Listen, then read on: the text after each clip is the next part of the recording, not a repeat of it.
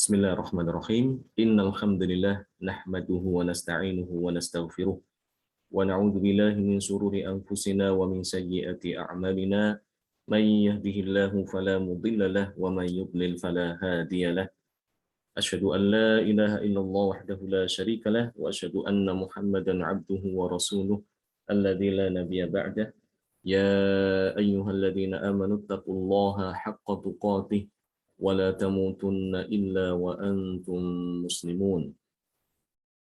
Alhamdulillah, ikhwani fiddin rahimani wa rahimakumullah, kita bisa bertemu kembali dalam majelis yang mudah-mudahan diberkati oleh Allah Subhanahu wa taala. Salawat dan salam mudah-mudahan terlimpah kepada junjungan kita, suri tauladan kita, Nabi Muhammad sallallahu alaihi wasallam beserta keluarganya, para sahabatnya dan juga para pengikutnya hingga hari kiamat. Mari kita teruskan kembali pembahasan kita tentang hukum mad. Ya. Kita sudah bahas pada pertemuan lalu tentang jenis-jenis hukum, jenis-jenis mad. Ya. Dan sekarang insya Allah kita akan bahas tentang kesalahan yang terjadi pada saat mengucapkan huruf mad. Ya.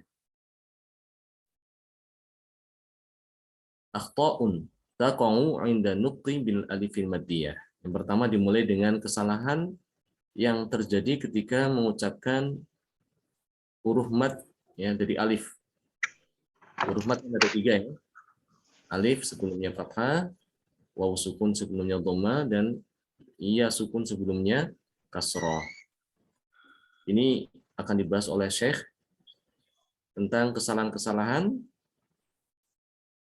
yang dilakukan oleh sebagian daripada kaum muslimin ketika membaca Al-Quran, yang mana kita harus jauhi yang kesalahan tersebut ya. Jadi kita belajar kesalahan untuk kita jauhi, bukan untuk kita praktekkan ya. Ya, kita harus tahu kesalahan supaya kita tidak melakukannya ya. Yang pertama, awalan adamu fathil fami bil miqdari al matlub 'inda nutqiha. Kesalahan pertama adalah kurang membuka mulut ketika mengucapkan huruf mad yang fathah ini ya. Ya, kurang dibuka mulutnya.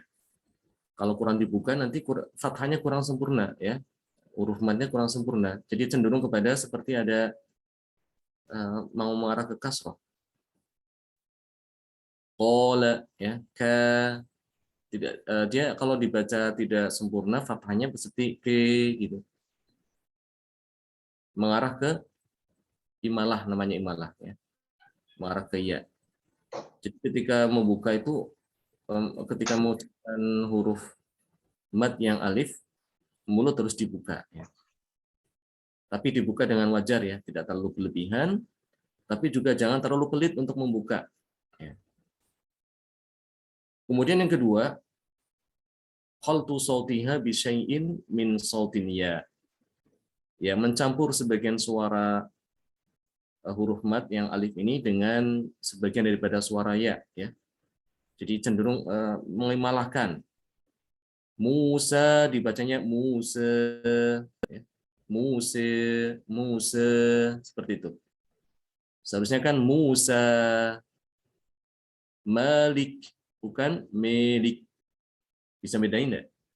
Malik dengan Melik. Al-kafirin. Dia bacanya Al-kafirin. Seharusnya memang ini ya, Pak. Tatap muka langsung gitu ya. Kalau mungkin kalau lewat online kurang begitu jelas. Al-kafirin dengan al-kafirin. Ada perbedaan ya. Kecuali kalau memang dia membaca riwayat yang dengan imalah, ya silahkan ya. Itu benar. Tapi kalau tidak ya, di bacaan kita riwayat Hafiz, imalah itu cuma satu aja ya, dalam satu tempat di dalam surat Hud ya, majriha, itu aja. Adapun yang lain tidak ada imalah. Di tempat lain tidak ada imalah, kecuali satu tempat yaitu di surat Hud pada lafaz Bismillahirrahmanirrahim. Jadi ini harus hati-hati. Yang kesalahan nomor 2 ini jangan sampai kita mengimalahkan tempat-tempat lain selain majriha. Kemudian yang ketiga, salisan khaltu sautiha bi syai'in min sautil wawi. Jadi mencampur sebagian suara mad yang dari alif itu dengan suara wawu. suara wawu. Wawu ya. Misalnya kholidin, kholidin, kholid. Jadi dimoncongkan dia bibirnya. Kholidin. Seharusnya kalau kho itu tidak perlu bibirnya itu moncong. Ya. Kalau moncong maka akan tercampur dengan suara dari wawu ya, wawu. Karena huruf wawu itu adalah huruf yang dia itu keluar dari bibir ya. Ketika mengucapkan huruf wawu itu mesti harus dengan memoncongkan bibir ya. Wa, wu, wi. Nah, kebanyakan ketika mengucapkan huruf kho itu dia dengan memoncongkan bibir ke depan. Kholidin. Ya. Ini tidak tepat. Waladdallin. Seperti kan dia sedikit kecampur dengan apa? Dengan suara wawu ya. Kenapa sebabnya? Karena sebab dia memoncongkan bibir yang tidak seharusnya dimoncongkan ya. Ini terkadang banyak ya dilakukan ya. Terutama ketika huruf-huruf yang tebal ya, isti'la. Ya, huruf isti'la itu biasanya suka dimoncongkan bibir ya. Kemudian yang keempat, ya, tafkhimuha fi mahalli tarqiq. Jadi menebalkan huruf maddiyah, alif maddiyah, padahal seharusnya dibaca tipis ya. Perlu kita ketahui bahwasanya huruf alif maddiyah ini dia mengikuti huruf sebelumnya. Dalam hal ketebalan dan tipisnya itu mengikuti huruf sebelumnya. Apabila huruf sebelum alif itu huruf yang tebal, maka dia dibaca tebal ya. Kholidin, kho, perhatikan kho ikut tebal alifnya ya. Waladdallin. Apabila huruf sebelum alif ini huruf yang tipis ya, maka alifnya ikut tipis.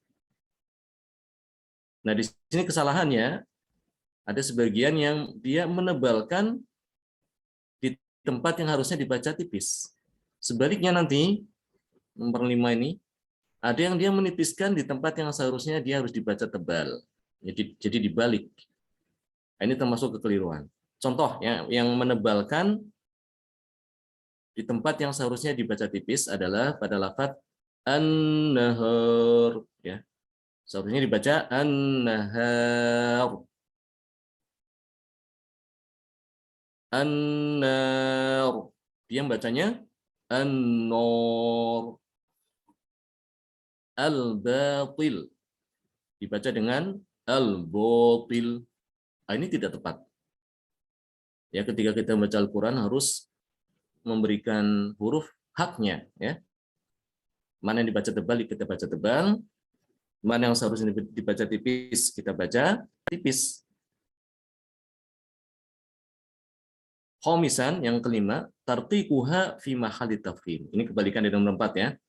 Kalau tadi nomor 4 itu menebalkan yang harusnya dibaca tipis, yang di sini menipiskan alif maddiyah yang seharusnya dibaca tebal. Ya, contohnya harusnya ini lafaz kholidin itu dibaca tebal kho-nya ya. Kholidin dia bacanya khalidin. Ini banyak ya kita jumpai dalam percakapan sehari-hari. Ada orang punya nama Khalid, dia baca Khalid ya. Dia manggilnya Khalid. Itu keliru sebetulnya ya. Dalam tajwid itu tidak tepat Khalid. Harusnya Khalid. Kho tebal. Kho harus ditebalkan. Alifnya ikut tebal. Khalidin bukan Khalidin. Waladdallin bukan waladdallin ya. Kalau dot dia itu ditipiskan nanti seperti dal. Ya, hati-hati. Baik. Yang nomor 6, khaltu sautiha bi syai'in min sautil gunnah. Jadi yang keenam kesalahan dalam mengucapkan alif maddiyah adalah mencampur suara alif maddiyah ini dengan suara dari hidung dengan gunnah. Ya, jadi ketika mengucapkan ini jadi suara hidung. Biasanya ini terjadi ketika setelahnya setelah alif maddiyah ada huruf nun. Nah, seperti ini Ar-Rahman. Jadi suaranya dari hidung. Al-Qur'an, ya. Seperti suara orang sedang flu. Ar-Rahman, ya. Al-Qur'an. Pernah dengar suara orang seperti itu enggak?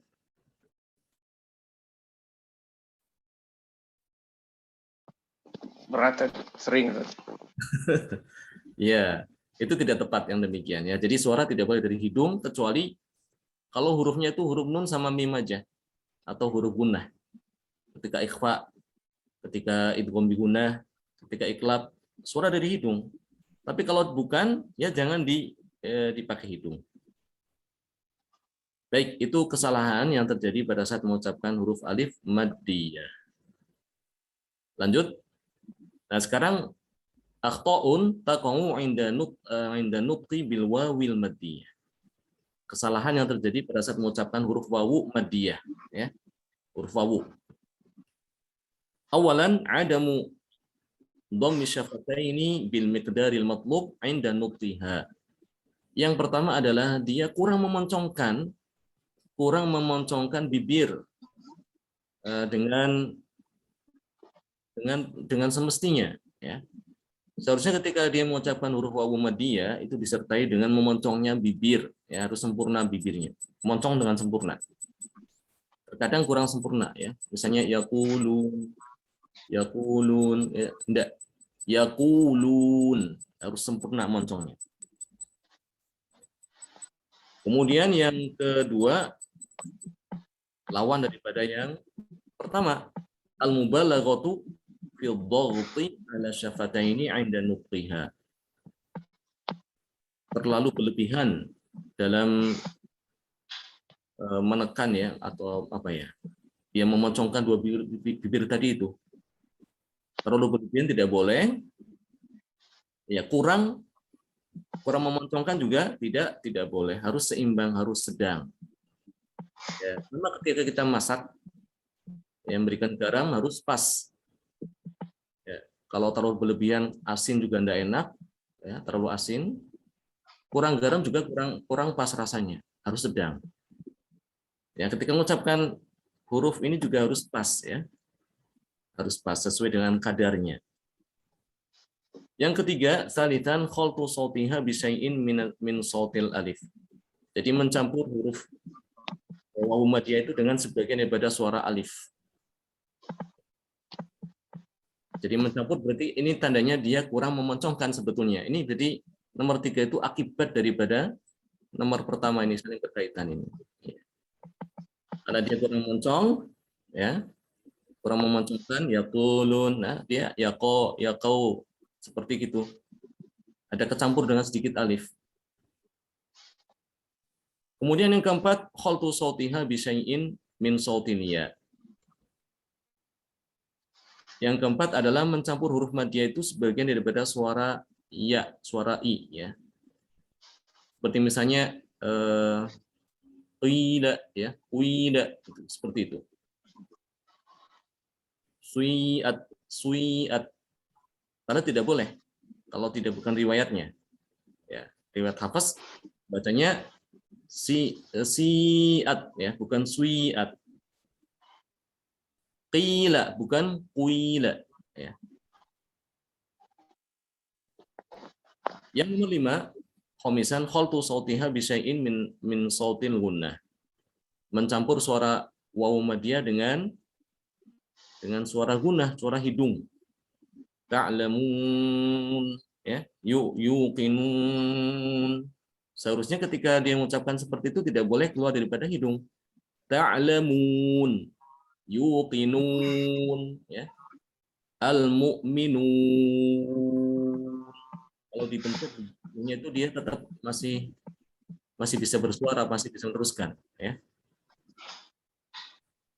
Ya, tanda dia itu keluar daripada hidung suaranya, ya. Itu kalau kita pencet hidung kita, ya kita tutup dengan tangan rapat gitu ya. Kalau dia itu suaranya dari hidung, dia tidak suaranya apa ya? Kayak goncang gitu ya. Kayak tertahan gitu ya. Enggak enak didengar. Tapi kalau dia itu benar ya tidak dari hidung, maka walaupun ditutup hidungnya dia tetap mengalir, suaranya tetap terus, tidak terpengaruh. Al-mu'minun, ya. Itu kalau bukan dari hidung. Kalau yang dari hidung, al-mu'minun, ya. Itu dari hidung gitu ya. Ya, ini harus dihindari yang demikian. Kemudian yang selanjutnya adalah aqaun taqau 'inda nutqi bil ya'il madiyah. Kesalahan yang terjadi pada saat mengucapkan huruf ya al-madiyah.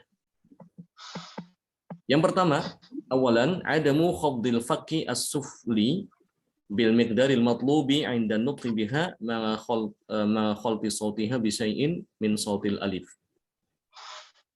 Yang pertama adalah kurang dia menurunkan rahang bawah dengan dari yang semestinya ketika mengucapkan huruf ya madiyah. Ya, qila harus diturunkan rahang bawahnya. Qila ya. Jadi memang ketika membaca Al-Qur'an tidak boleh kita sambil kayak kesannya itu kayak orang malas gitu ya. Harus kan ada sebagian ya di antara mereka itu ketika membaca Quran kayak seperti membaca biasa aja gitu. Padahal itu adalah kitabullah. Disamakan ketika dia membaca antara Quran dengan membaca buku-buku lain selain Al-Quran. Ini tidak tepat demikian. Ketika membaca Al-Quran dia harus hati-hati. Dia harus terapkan kaidah-kaidah tajwid. Harus dia baca huruf secara sempurna. Termasuk ketika mengucapkan huruf mat juga harus sempurna. Ya.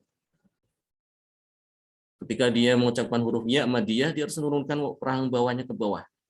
Qila, ya. Waji'a bihim. Ya, sebab kalau tidak seperti itu nanti akan tercampur dengan yang lain, tercampur dengan alif atau tercampur dengan wawu, ya. Seperti tadi qila itu. Suiat itu kan kecampur dengan suara wawu. Yang kedua, al-mubalaghah fi dhaghti ala wasatil lisan 'inda nutqil ya'i maddiyah. Yang kedua, terlalu berlebihan juga dalam menekan ya, suara ya maddiyah. Terlalu berlebihan juga tidak bagus ya. Nanti kedengarannya seperti kayak tasdid iya itu ya. Ini nomor 2 ini lawan daripada nomor 1 ya. Kurang tidak bagus, terlalu berlebihan dalam menurunkan rahang juga nanti juga kurang bagus, yang pas. Yang nomor 3, khaltu sautiha bi syai'in min sautil gunah. Mencampur suara ya madiyah dengan suara dari hidung. Ini juga berlaku untuk yang ini juga yang ya madiyah ya. Yang suara hidung itu bisa masuk kemana-mana. Dan biasanya itu terjadi ketika setelah ya madiyah itu ada huruf nun. Ya. Atau sebelumnya huruf nun. Sebelumnya huruf nun, setelahnya huruf nun. Seperti al-mu'minin ya. Iyanya itu sebenarnya tidak boleh ya, tidak boleh dia dari hidung. Al-mu'minin, al-muttaqin, muttaqin ya. Iyanya itu iya madiyah tidak boleh dia keluar dari hidung. Yang keluar dari hidung itu nanti setelah dia mau berhenti ya. Ketika udah sampai ke nun baru dia di situ keluar dari makhraj dari hidung. Jadi jangan dia terburu-buru berarti ya. Terburu-buru dia. Ya, karena di depannya ada huruf nun, dia langsung digunakan ketika itu. Seharusnya tidak nunggu dulu. Ya dia itu bukan dari hidung suaranya. Tapi dari hawa ya. Dari jauf. Baik. Jadi intinya kesalahan dalam mengucapkan huruf maddiyah, huruf mad, itu karena dia kurang sempurna mengucapkan hurufnya, ya. Kurang sempurna mengucapkan huruf. Ketika dia mengucapkan wawu dia kurang moncong, ketika dia mengucapkan alif maddiyah dia kurang membuka, ya. Dan ketika dia mengucapkan huruf ya maddiyah dia kurang menurunkan rahang bawah. Ya, yang pertama kurang, yang kedua berlebihan, terlalu berlebihan. Seharusnya dia itu apa? Normal, ya. Wajar-wajar saja, alami. Tidak terlalu dipaksain, tapi juga tidak terlalu apa? Meremehkan. Ya. Demikian tentang kesalahan yang terjadi pada saat mengucapkan huruf wawu al-maddiyah. Baik, kemudian kita lanjutkan ke pembahasan berikutnya tentang ada kaitannya dengan mad, kembali ke mad artis sukun, ya. Mad artis sukun masih ingat, ya? Jadi mad artis sukun adalah huruf mad yang datang setelahnya huruf mad datang setelahnya sukun. Sukun karena mau waqaf. Itu namanya mad artis sukun. Contohnya seperti nasta'in. Ketika mau berhenti, kita bisa memanjangkan nasta'in dengan 2 harokat atau 4 harokat. Nasta'in atau 6 harokat. Nasta'in. Ya, itu namanya mad artis sukun. Jadi ada 2 pilihan, ya. 2 atau 3 atau 4, ya. Atau 6. Apa Tad? Nunnya ditahan sedikit nggak Tad? Nasta'in. Iya, ditahan tapi tidak boleh berlebihan. Tidak boleh terlalu didengungkan. Kan kalau ada yang sebagian ditahan gini, nasta'in. Itu salah. Ditahan sedikit aja, nasta'in. Jadi kena ke makhraj nun. Berhentinya pada lidahnya tuh nempel pada apa? Pada langit mulut, pada huruf nun, makhraj nun. Nempel dengan jelas, tapi juga tidak boleh berlebihan, ya. Ya, kecuali kalau sidah kan itu ya. kecuali kalau nunnya itu ada tasdidnya. Walakin misalnya, ya. Jadi ada perbedaan antara walakin dengan walakin. Kan di dalam Al-Qur'an ada yang seperti ini, ya. Walakin dengan ada juga yang tanpa tasdid. Ya. Disukun dia. Ya. Pernah lihat yang seperti ini? Pernah Tad. Ya, pernah, ya. Nah, untuk yang ada tasdidnya ketika waqaf dia harus ditahan.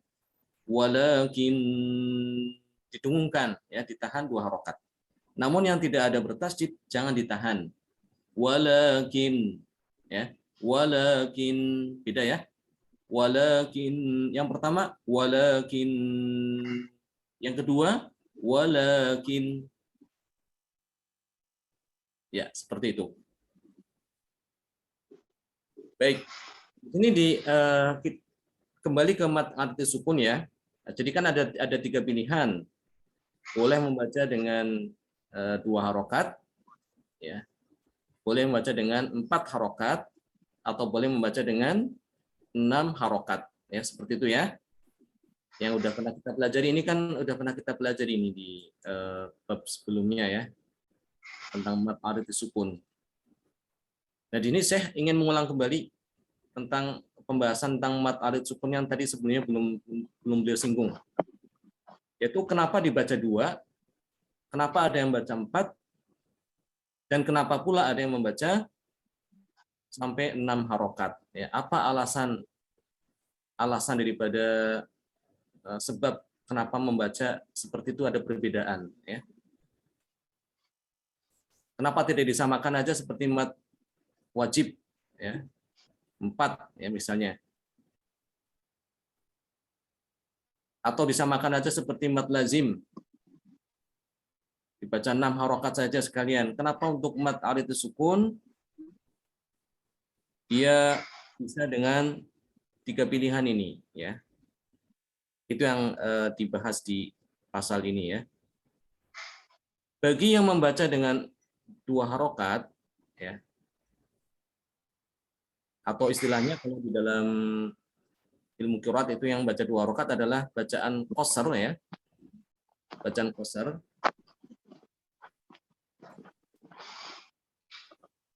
Jadi dia tidak menganggap adanya sukun.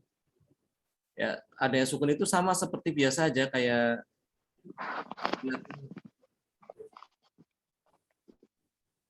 tidak ada sukun gitu, ya. Sebentar, ini hilang screen-nya, ya. Screen-nya hilang? Ada. Iya, nah, ada lagi nih. Ada. Nah, ya.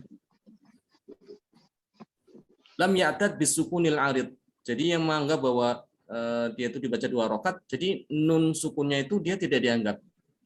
Karena aslinya memang bukan sukun, ya. Ya, contoh ya kita biar paham, ya. Ini kita pada lafaz wa ma nahnu bimasbuqina, ya. Bimasbuqin. Kita berhenti di sini. Ini kalau membaca 2 harokat, ya berarti dia karena tidak menganggap nunnya itu sukun. Karena nunnya itu adalah fathah. Sehingga dia dibaca 2 harokat aja seperti mad tabi'i. Wa ma nahnu bimasbuqin, seperti itu. Sebagaimana kalau dia mewasolkan, menyambung bacaan ke ayat yang berikutnya, ya. Wa ma nahnu bimasbuqina fadharhum, kan gitu, ya. Dibacanya 2 harokat. Nah, itu alasan yang dibaca 2 harokat. Adapun yang alasan membaca ke 6 harokat, ya. Baca ke 6 harokat, kita lompat dulu nanti 4 dibahas. Itu karena i'tadda bisukunil arid i'tida dan kekulian. Jadi dia menganggap bahwasanya ini sukun, ya, karena dia berhenti sukun. Sukunnya sukun, tidak pedulikan apakah dia asli ataukah bukan. Yang jelas dia sukun. Walaupun dia itu bukan asli, tetap dia sukun, sehingga dia seperti mad lazim. Ya, mad lazim dibaca berapa harokat? 6 harokat. Maka demikian juga di sini mad arid sukun dibaca 6 harokat. Karena dia tidak mempedulikan asal nunnya itu. Pokoknya yang jelas itu ada sukun gitu aja. Ya. Ada huruf sukun setelah mad. Maka dibaca 6 harokat. Ya. Bisa dipahami, ya, ini alasannya. Adapun yang menganggap bahwa ini dibaca 4 harokat itu pertengahan ini. Ya, tengah-tengah antara 2 dengan 6. Jadi sukunnya memang dia sukun, tapi dia melihat bahwa sukunnya itu bukan sukun asli. Ya, seperti di sini misalnya ini, ya, bimasbuqin. Nunnya itu kan dia asalnya kan fathah, ya. Asalnya fathah. Asalnya fathah. Ketika dia berhenti, dia harus disukunkan. Maka dia di sini untuk yang membaca 4 harokat, dia ngambil jalan tengah-tengah antara 6 dengan 2. Dia tidak membaca 2 karena itu memang benar ada sukun. Ya. Jelas beda, ya. Kalau yang bimasbuqina itu memang ada fathah, ya. Tapi yang alasan yang membaca 4 harokat ini dia tidak demikian. Dia menganggap ada yang sukun dianggap. Tapi dia juga melihat asalnya sukun itu bukan sukun asli. Ya, sehingga dia mengurangi kadar yang seharusnya dibaca 6 harokat, ya, seperti mad lazim, dia dikurangi jadi 2 harokat, dikurangi 2 menjadi 4. Jadi ambil tengah-tengah. Ya, jadi yang membaca tawassut itu berarti dia melihat 2 sisi gitu, ya. Tengah-tengah itu, ya. Pertama dilihat di situ ada nun. Ada nun, maka tidak disamakan madnya, tidak dibaca 2 harokat, tapi dia harus dilebihkan. Kemudian dia melihat di sisi lain bahwa nunnya itu bukan nun yang asli, tapi nun karena dia itu hendak waqaf atau berhenti, sehingga dia kurangi. Jadi yang seharusnya asli itu kan 6 harokat sama mad lazim, dia kurangi tidak 6 tapi 4. Ya. Nah, demikian ya dalil atau hujjah kenapa dibaca 2, kenapa ada yang baca 4, kenapa ada yang baca 6. Ini semua adalah untuk kemudahan kita ya ketika membaca Al-Qur'an. Seperti itu. Jadi boleh kita memilih untuk mad alif sukun itu terserah kita mau baca 2 ya atau baca 4 harokat atau baca 6. Kalau kita sedang buru-buru ya, kita mengejar target bacaan, baca dengan 2 harokat lebih bagus. Kalau sedang santai ya, baca 4 harokat ya. Kalau sedang ingin tadabbur, silakan baca 6 harokat. Kadang kalau dibaca panjang lebih tadabbur ya. Ya, misalnya seperti ini, wa ma nahnu bimasbuqin. Dia lebih tadabbur ya. Hatta yulaqu yawmahumul ladzi yu'adun. Beda dengan yang dibaca cepat ya. Hatta yulaqu yawmahumul ladzi yu'adun. Gimana perasaannya? Buru-buru. Sama aja. Ya, dua-duanya boleh. Atau mau tengah-tengah juga silakan ya. Hatta yulaqu yawmahumul ladzi yu'adun. Itu boleh. Jadi boleh dibaca 2, boleh 4, boleh 6. Ini tergantung pilihan kita ya. Tapi kalau kita memilih 2, sebaiknya terus ya. Kita baca 2 terus sampai selesai kita membaca. Yang memilih 6 harokat, kita baca terus sampai 6, sampai selesai membaca. Ya, kalau pengen dia coba bacaan 4 nanti ya. Ketika dia membaca tilawah di pertemuan berikutnya ya. Tidak masalah. Jadi jangan dalam satu majelis, jangan satu bacaan dia gonta-ganti ya. Ayat pertama ya dibaca 2 rakaat, ya. Nanti ayat kedua dibaca 4, ayat ke berikutnya ketika dibaca 6, enggak demikian. Harus rata ya, harus seimbang. Demikian. Barakallahu fikum jami'an. Jazakumullah khairan.